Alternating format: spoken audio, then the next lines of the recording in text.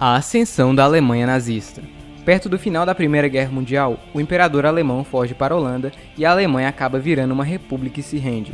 Os soldados, no entanto, não gostaram nada disso e se sentem traídos pelos seus governantes e pelos protestantes, pois, segundo eles, a Alemanha poderia continuar lutando.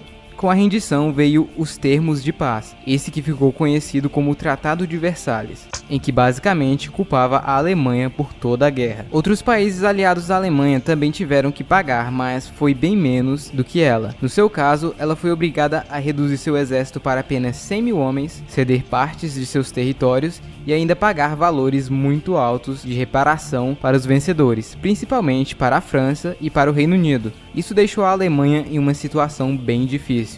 Logo após o fim da guerra, vários movimentos comunistas começaram a surgir por toda a Europa, muitos deles inspirados na Revolução Russa de 17. No final de 1918, a Baviera se torna um estado comunista. No entanto, o estado não durou muito. Logo no início de 1919, os comunistas são derrubados e a Baviera volta a fazer parte da Alemanha.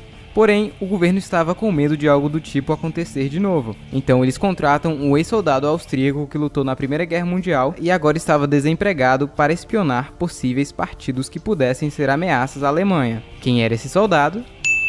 Então ele foi enviado para espionar o Partido dos Trabalhadores Alemães e descobre que o partido não era bem comunista, e sim fascista e nacionalista, e acaba aderindo ao partido. Logo de início, todos passam a gostar de Hitler, pois sua oratória era incrível e seus discursos chamavam a atenção de todos, usando ódio e achismo, não fatos, em relação aos judeus, e como eles destruíam a Alemanha. O antissemitismo já era algo intrínseco na população alemã da época, então de pouco a pouco, ele passa a conquistar mais e mais pessoas. Pouco tempo depois, ele se torna o presidente do partido, e o renomeia para Partido Nacional Socialista dos Trabalhadores Alemães, geralmente abreviado para Partido Nazista. Ele mesmo desenhou a icônica bandeira nazista, usando as cores da bandeira do Império e uma suástica no meio. Hitler começa a ganhar popularidade na Baviera. Ele falava o que as pessoas queriam ouvir e de uma maneira que todos ouviam. Desde o início, ele já deixava claro que renegava o Tratado de Versalhes, que era anticapitalista e anticomunista, e que a culpa de tudo de ruim que estava acontecendo na Alemanha eram dos judeus.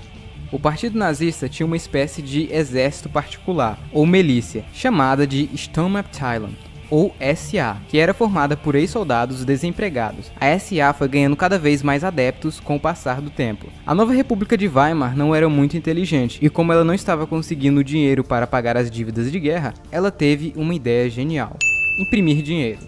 Muito dinheiro. Até porque se você imprimir dinheiro, você acaba ficando mais rico, certo? Quanto mais dinheiro é impresso, menos ele passa a valer, o que causa a famosa inflação. Em 1919, um dólar valia cerca de 4,5 marcos alemães. Em 1920, passou a valer 50 marcos. Já em novembro de 1923, um dólar americano valia cerca de 4,2 trilhões de marcos. Um simples pão custava cerca de 2 milhões de marcos alemães. As pessoas passaram a literalmente queimar o dinheiro para se aquecer, pois ele não valia praticamente nada. O nível de desemprego subiu e as pessoas ficaram bem putas. Sem o dinheiro, a França ficou puta e ocupou uma área muito industrializada da Alemanha, e passaram a pegar suprimentos para quitar as dívidas. Neste processo, vários alemães foram mortos. Isso deixou a população ainda mais furiosa. Já se aproveitando deste fato e inspirado na Marcha a Roma, feito pelo seu amigão italiano, Hitler tenta pegar o poder à força, porém falha e é preso.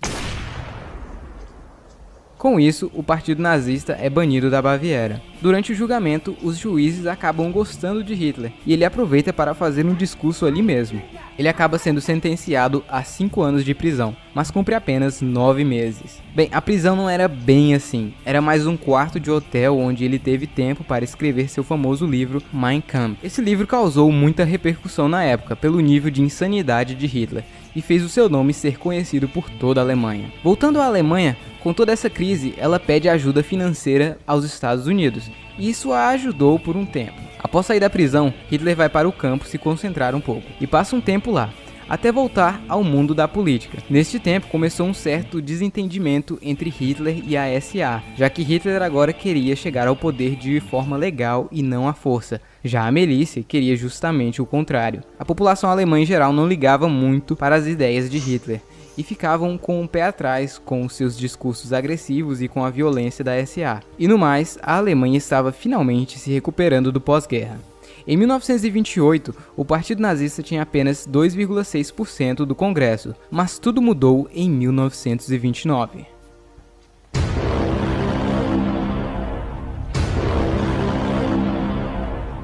Com a Grande Depressão, os Estados Unidos não podiam mais ajudar a Alemanha. Além disso, eles queriam seu dinheiro de volta. Isso novamente causou uma nova crise econômica na Alemanha, que ainda estava se recuperando. O desemprego aumentou drasticamente e a população sabia que a democracia não estava funcionando. Com isso, os nazistas e os comunistas começaram a ganhar mais força no país inteiro. Já em 1932, o Partido Nazista havia se tornado o maior da Alemanha. Hitler estava extremamente popular e praticamente todos o conheciam. Então ele tenta a presidência da Alemanha. Porém, ele acaba perdendo para o popular e herói nacional Hindenburg. Como Hitler não consegue o cargo da presidência, ele tenta o da chancelaria, que era o segundo mais importante. Bem, Hindenburg não gosta muito da ideia não. Ele sabia que Hitler era radical demais. Então esse cara, Franz von Papen, que seria o próximo chanceler, acaba dando uma ideia genial para o Hindenburg. E se a gente transformasse o Hitler em chanceler, para que assim ele e seu partido fiquem quietos? Assim, você me transforma em vice-chanceler e podemos controlar o Hitler e seu partidozinho.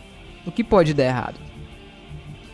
Então, em janeiro de 1933, Hitler se transforma no chanceler da Alemanha. Porém, ele ainda não era um ditador. Em fevereiro, o parlamento da Reichstag foi incendiado. O culpado foi um holandês comunista. Mas alguns historiadores suspeitam que foram os próprios nazistas que fizeram isso. Marinus foi condenado à morte e os nazistas culparam os comunistas. Isso acabou deixando a população apreensiva novamente. Com isso, Hitler fez o presidente assinar uma lei com urgência para que ele tivesse poderes suficientes para mandar prender todos os comunistas e políticos opositores que poderiam ser uma possível ameaça à Alemanha. Com a nova lei, Hitler se livra de quase todos os seus obstáculos, prendendo os comunistas e os políticos opositores, além dos jornalistas que eram contra ele. Todos foram presos ou mandados para os campos de concentração em Dachau.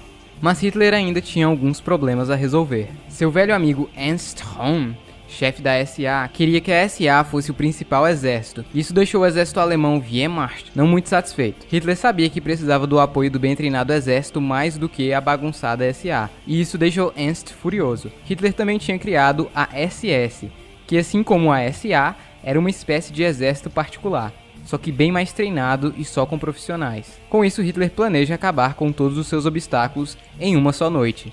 Esta que ficou conhecida como a Noite das Facas Longas. Nela foram presos e mortos vários possíveis inimigos do Terceiro Reich, como políticos, jornalistas, militares que eram contra o novo governo, membros do SA e até mesmo o velho amigo de Hitler, líder da SA, Ernst Röhm. Após algum tempo, o presidente Hindenburg morre de câncer. Hitler então funde os cargos de presidente e chanceler e se torna o Führer, o ditador supremo da Alemanha. E assim nasce o Terceiro Reich. O império que, segundo Hitler, duraria 1000 anos. Na Alemanha, quem não concordasse ou fizesse algo contra o governo, seja ele ariano ou não, era preso imediatamente. Isso fez parecer que todos os alemães eram nazistas, quando na verdade nem todos eram. Durante seu tempo inicial de governo, Hitler fez milagres para a economia alemã, que naquele ponto estava defasada. Ele investiu pesado em infraestrutura e principalmente em fabricação de armamento bélico.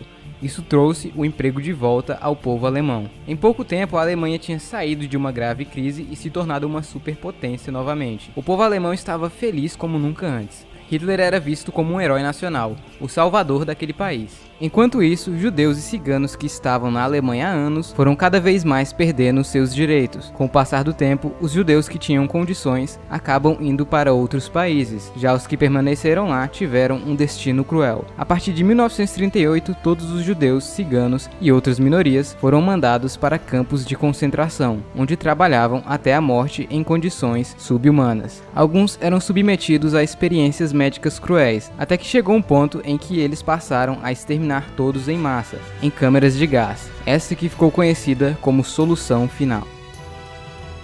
Hitler, com toda a sua ambição e loucura, fez com que a grande Alemanha começasse a se expandir e anexar territórios, levando o mundo para mais um conflito global, que nunca será esquecido.